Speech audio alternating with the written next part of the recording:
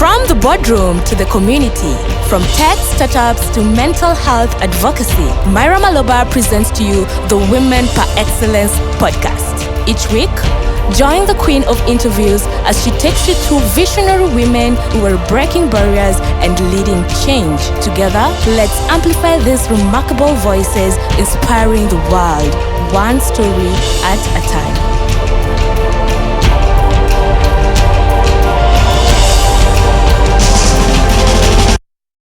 Welcome back to the Women Per Excellence podcast. This is episode 5 for the year 2025. I'm so excited to be here because this time we've come with a little bit of leveling up. We do have partners who have joined us on this amazing podcast, and that is Data Soko, Plug and Pay Soko Systems. We also have Icon Radio who are syndicating this for us, and you're going to be able to listen to the podcast as well as watch it every Wednesday from 7 p.m. I'm your host, Myra Maloba, and for this episode, we're talking about education and empowerment.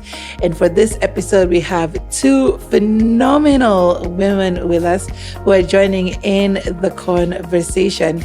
We have with us Joyce Wangu, and Joyce is the organizational excellence and educational quality expert, as well as Janet Kariuki, who is the executive coach and leadership development specialist. Now, for those who may be joining us for the very first time, what exactly is Women Per Excellence? Now, it's a podcast dedicated to amplifying the voices of exceptional women across diverse fields, including business, technology, mental wellness, community leadership, influence, and politics.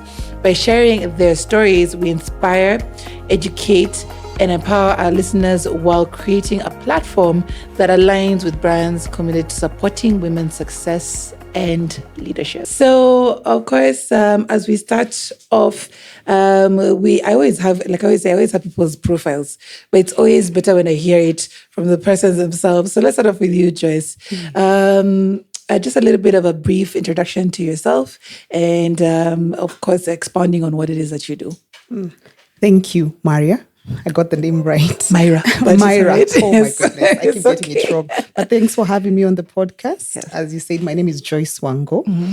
I like to call myself an organizational excellence professional and a quality education enthusiast. Right.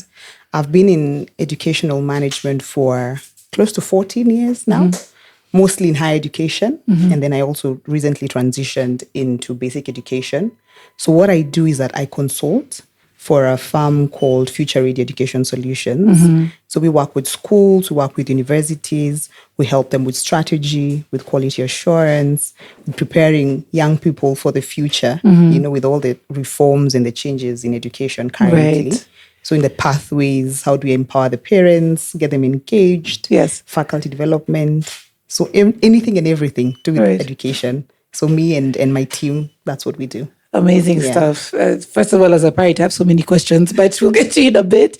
We also have Janet Kariuki. Please explain, just give a little bit of an introduction to yourself and a bit of expansion into what you do. Thank you so much, Myra. I'm a learning and development specialist. Mm-hmm. I do leadership development, executive coaching. So in short terms, I work with leaders. I like calling myself the leader whisperer because I work with leaders, growing them from when they are leading self to when they are leading organizations, leading institutions, leading industries and ecosystems. Mm-hmm. So the goal is to be able to walk beside the leaders in their journey of growth, to be able to help them. I don't say I develop them. I hold a mirror for them. Right. I allow them to grow into themselves, into the biggest potential they can be. So I come in with tools and the support to help organizations and leaders to grow. Yeah. So what does the word leadership mean to you? What leadership? Yeah, that's a good one. I think leadership is about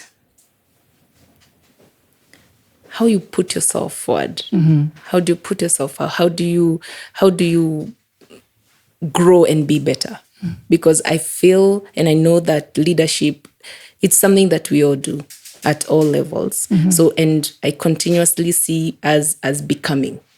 and not ever like attaining something and say, now I'm the perfect leader. Yes. But you're continuously becoming, continuously opening, we call it the Johari window. You're continuously opening and seeing things, seeing blind spots that you didn't know. So for me, leadership is continuously becoming the better version of who you are to lead better yourself and the people you lead. So that means you have your work cut out for you. Like literally, it's a journey for everyone. So you're being contacted every way, every step of the way. Yeah. Amazing stuff. I'll ask you the same question. What does the word leadership mean to you? I agree with what she says, but I would add that leadership is also about influence. Leadership is about, it's about influencing people. It's about influencing systems, processes, policies. I think it's when you can say as a person, you've been able to touch something and change it into a better thing, whatever that is. Right. And and most people confuse leadership with a title. Yeah. A lot of confusion between leadership and authority or power. Those are two totally different things. Right. Because even if you are a cleaner or you are the CEO or you are the CFO, all of you are leaders. You're leading in what you're doing. You're influencing that particular part of the organization, and all of you are important because you all have a part to play. Right. That's leadership. In fact, your line of work shapes what leadership looks like in the future, right? Yeah. So how then do you define that now when you're working in the capacity that you work in? So education, would have to first, again, define what education is. Right. Because education is really the passing or the receiving of, information, knowledge, skills. And the key players here, obviously, are the teacher and the student, or the learner, as people want to call them now. Right. And at any level, whether it's at pre-primary, that's early years, all the way to university, the lecturer. And again, now the students, either it's a small child or again, a youth person who's doing either their first undergrad degree. So what you teach in terms of leadership at this level is opening the minds of these young people to possibilities, to futures. And I think for me, education means exposure. It's exposure to what's possible, what's out there, what can I do, not only for myself, but for my community, for my family. And that's really what education is about. And education is not short-sighted. And that's why we run the firm Future-Ready Education Solutions. You have to look beyond the now. And I must say that the transition you've seen from the past 844 system, which really was a lot of you memorize, pass an exam, get your A, go to your college or university, and then what? By the time you do that, if you're given that paper a month or two later, you can't remember. But I like the transition to CBC if it's well implemented, and we'll get to that in a few, because you're giving these children competencies, very practical skills that they will remember because it's embedded in their memory. So they can actually go maybe draw or paint, play a piano, play a game. And this is learning. You've seen them out here. I know we like to castigate and say they are cleaning markets. But really, what they are doing is something that's deep inside, their brain that will help them in the long run. That's education. Yes, because to be honest, when vocational training kind of like took a break in our system, it really set a lot of people who might not be book smart, but maybe smart in another way aside. And I love that you've really explained what the work of CBC does. Because a lot of parents are still like, I'm still doing the homework for my children. So how does this apply to my kids? But yes, I love how you've explained it. Now, Janet, we have different forms of leaders. And even for children, they emulate some of these leaders. Could you probably break down to us the kind of leaders you come across? Even before I say the kind of leaders, we lead from where we are. We lead from what tools we have. And sometimes we lead from young, we lead our children, and the children lead according to the way they see in the environment? What do we see? You know, in education, they say monkey see, monkey do. What you see is how you lead. And so as you grow on, we fall into the default settings of how we lead. Right. So we lead from who we are. We lead from our personalities. We lead from our values, from our fears and our insecurities. And when you see at the spread of leadership, so from the ones who are very inclusive, empowering, to the ones who are very directive and want to take control and take charge, and to the ones who just let you be and don't give so much direction. So there is the technical terms of, do we say directive? Do we say situational leadership? Do we talk about laissez-faire, the one who's democratic and inclusive? And we have coaching leaders who empower you. But then the leadership types you are in, if you are intentional, you become a leader for the situation you're in. So some situations will call you to be empowering. Others will need decision at the spur of the moment. So then it will require you to be directive. Other situations will require you to pull back and let the others be able to grow and be. So it depends with the situations, but it also depends, are you an intentional leader who's grown in their awareness to the level that you know, how am I showing up and why am I showing up the way I am? Showing up. I think that is one aspect we've seen with different generations. It means something different to Gen Zs and millennials and now Gen Alphas, who I'm also still trying to figure out. It shows up in different ways. How then do we effectively impact that kind of way of leadership generationally without having to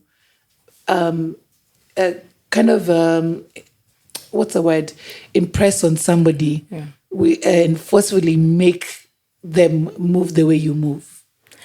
I think as a leader, you need to be very aware of yourself.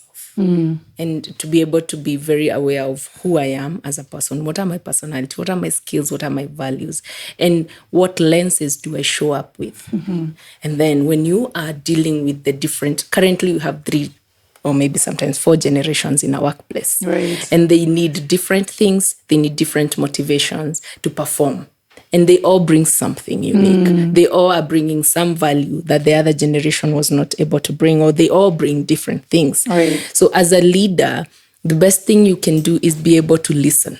The more you listen as a leader, the more you design the leadership or the framework of the organization that you're leading, depending on the people you're working with. And also having very clear culture. Because regardless of who we are in the different generations, if we have a clear culture, if you have a clear brand values that we follow, and we live, not the ones that are on the wall, the ones that we live by. If you're a leader and you can set, and I'll go to what she talked about in terms of influence as a leader. If you have clear culture, clear values, you're able to let everyone bring the best of themselves. And when they bring the best of themselves, then they are all aligned by the values of the organization. And that way you're able to lead the different generations and meeting them. And you know, we have shifted a lot in terms of leadership. Because leadership used to be power and authority. Now we lead by heart.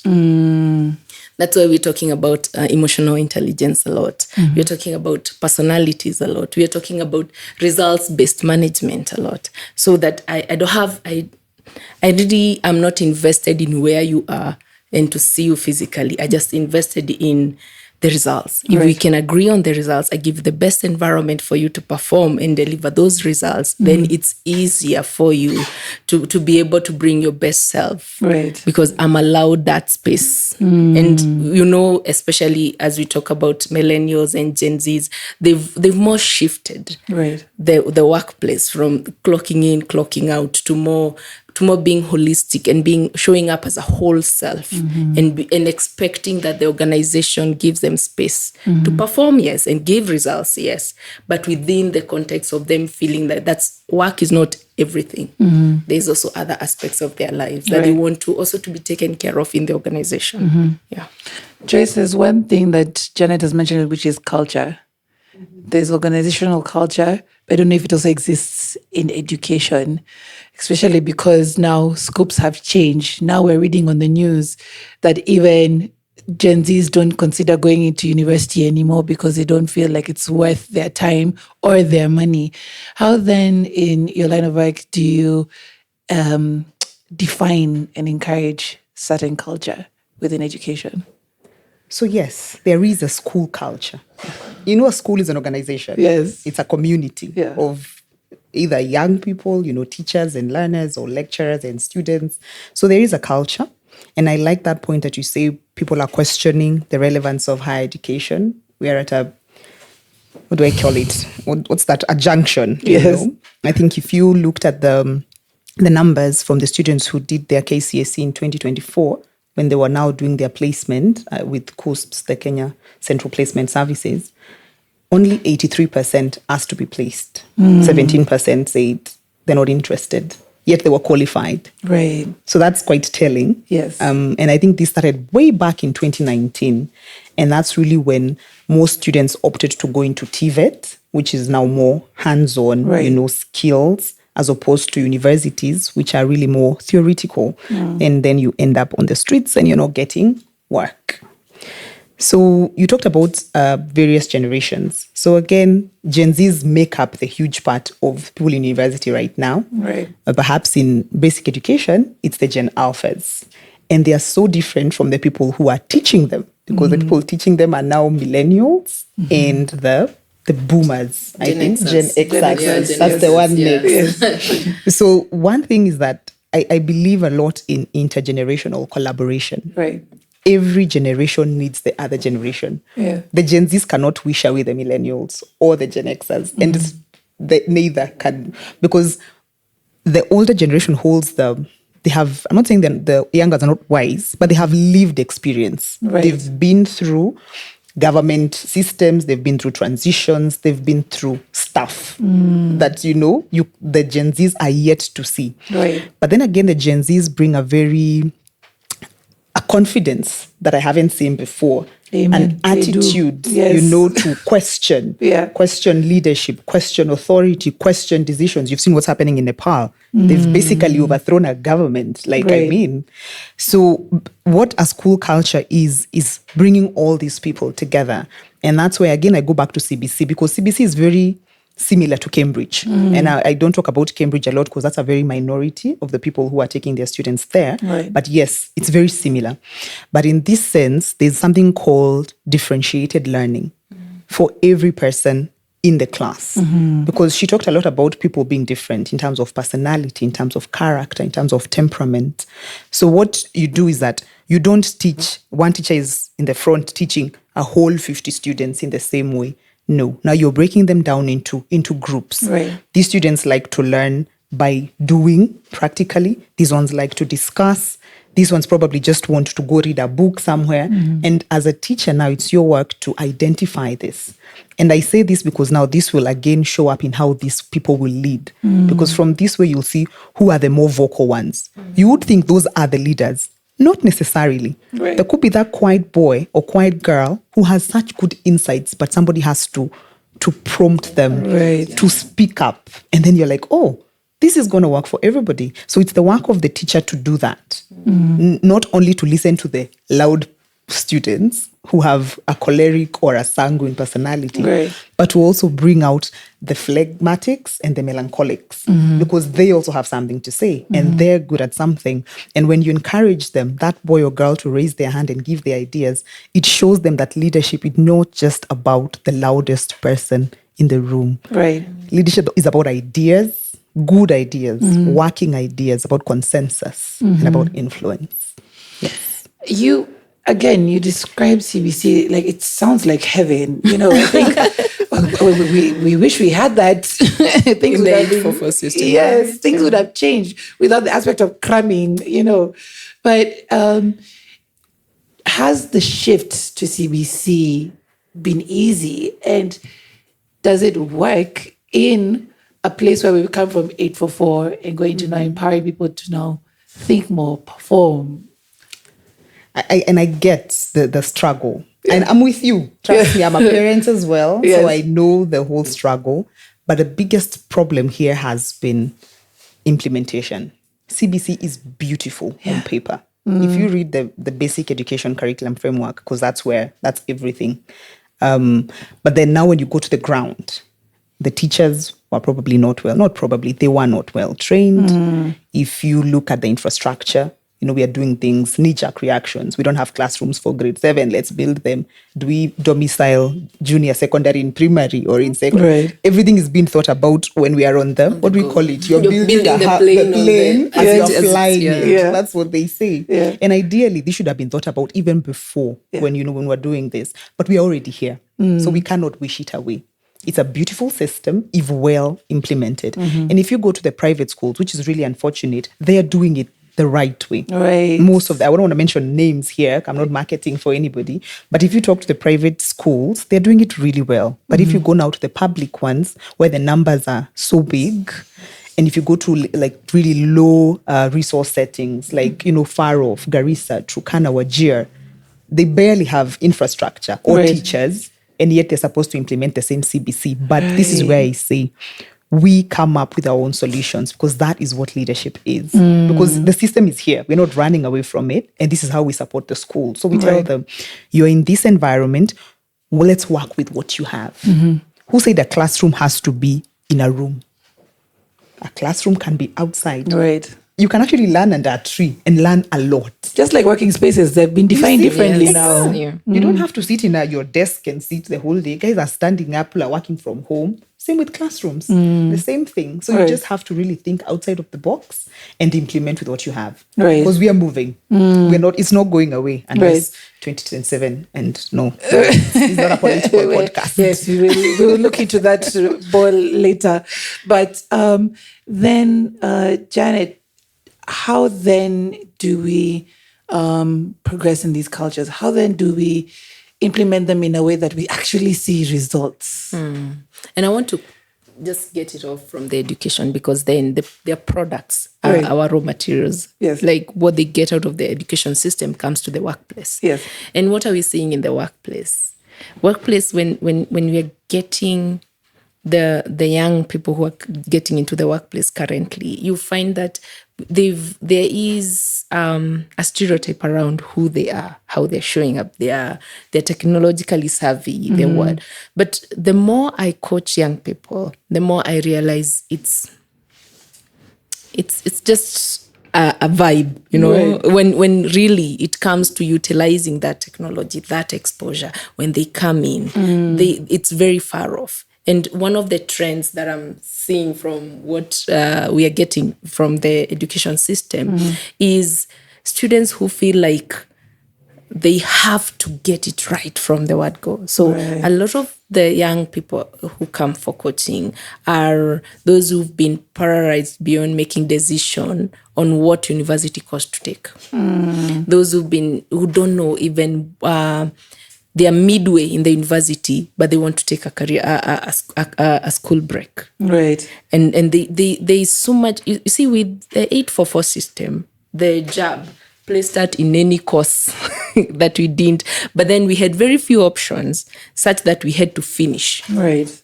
And then you dealt with the outcome after you finished your undergraduate. Right. Now they have so many options, and there is not so much cultivation from the bottom. Career shadowing. There is no that intentional preparation for the world of work, and that the world of work is no longer waiting for you to finish university, and you don't become a CEO at 60. Yes. You can become at 35, at 20. Even retirement now. You is at can 35. retire at that 5. You can, like we need to just dismantle and have a look at it in terms of the current realities. So when you build a culture, you're building a culture of what is the end goal.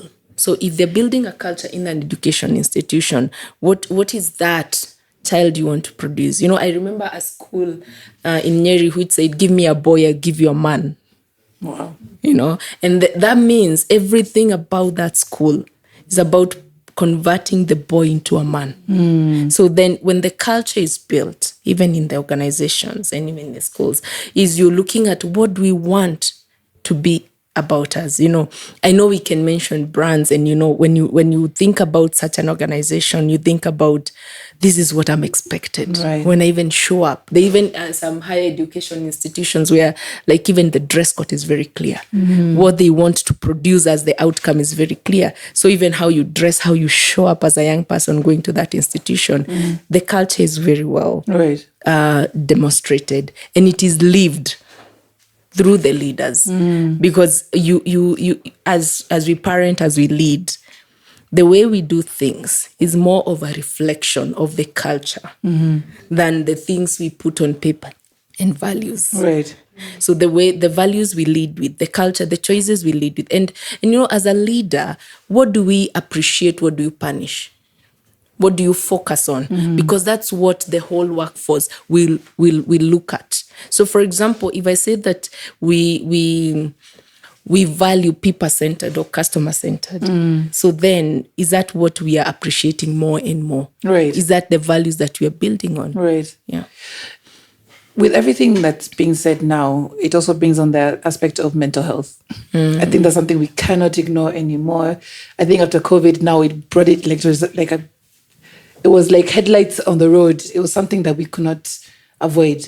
And right now, with both leadership and education tied in together, and it's still taking shape. It's still a buzzword in the country. I think I had that conversation. It's still a buzzword. How then is it tackled, let's say, in both your industries? Let's start with Joyce. And even before I answer that, I would really want to piggyback on what you said about preparing people for the world of work, because that's one thing that really schools and universities have been really trying to do in terms of industry academia partnerships, because we can no longer work in silos. Like the schools are doing their thing, and then the industry is doing their own. Because what are schools preparing for? They're preparing learners for the industry. And so now there are a lot of career forums, a lot of career days. If you go to schools, every year there's all these professionals coming in to talk to them. Every year there's a trip to a university. There's a lot of, the two are really collaborating. We even have faculty members from industry now who are part-time lecturers. We are seeing that a lot. People taking sabbatical breaks from universities to go back to industry. See what has changed there, so that they can now teach things that actually make sense. Right. Because you're teaching for the future. You can't tell me you're teaching yellow pages notes from 20 years ago. Yes. And this is a tech-enabled generation. Yes. Like, AI has changed everything. Yes. If you tell me to write an essay, I will tell ChatGPT or Gemini to do it for me. And then, you see? So to mental health. Very key aspect, and here I will say education is now focusing on raising a whole child. It's not just an academically, brilliant individual, but it's a child who's able to manage their emotions, to listen to themselves and know, am I okay? Am I not okay? A learner or a child, because I speak for both at basic and high education. Right. So you see now, I call one a learner, I call the other one a student. We don't interchange the two, or a pupil and a student. But we have a lot of now like counseling in schools, like as an essential. It's a requirement actually to have a counseling department.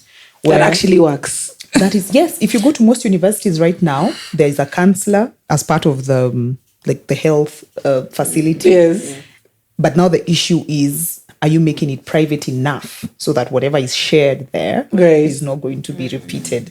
But it's really a form of accelerating something, because most students will open up to their teachers because they're closest to them, but teachers are not professionally trained counselors, so they have to find a way now to escalate the matter to somebody who can handle this situation. So I think the focus of now schools moving away from just paper, like in academics, to now raising, as I said, a whole child. And again, I will say CBC, because that's the focus. Yes. A whole child. Right. And again, you cannot, silo what happens at school and what happens at home. Whatever is happening at home will pour into the school. If there's instability with the parents, or there's fighting, or there's drug abuse, it will come. You will see it in the behaviors of this child in school. They're being a bully, or they are withdrawing, because it can go either way. And it's the work of the counselor, or you as the educator, as the teacher, to really work with this child and find out what's the problem. And this is a safe space. We can help you. We can now bring the parents on board, because parental engagement is a key pillar of the system. And let's all work together to make sure that the environment is good for the learner. Now we'll leave this on a cliffhanger because we'll come to the end of part 1 and we'll have Janet coming because I'm really interested to hear where it places when it comes to leadership, leaving those PTSDs behind to be able to apply it in your leadership. I mean, get past it or even use it in your leadership to leave while leaving those behind. So we're ending part 1 here. And when we come back, we'll be looking forward to Janet's answers in regards to mental health, as well as look at empowerment and mentorship. So keep it right here on Women by Excellence, and we'll see you on the flip side.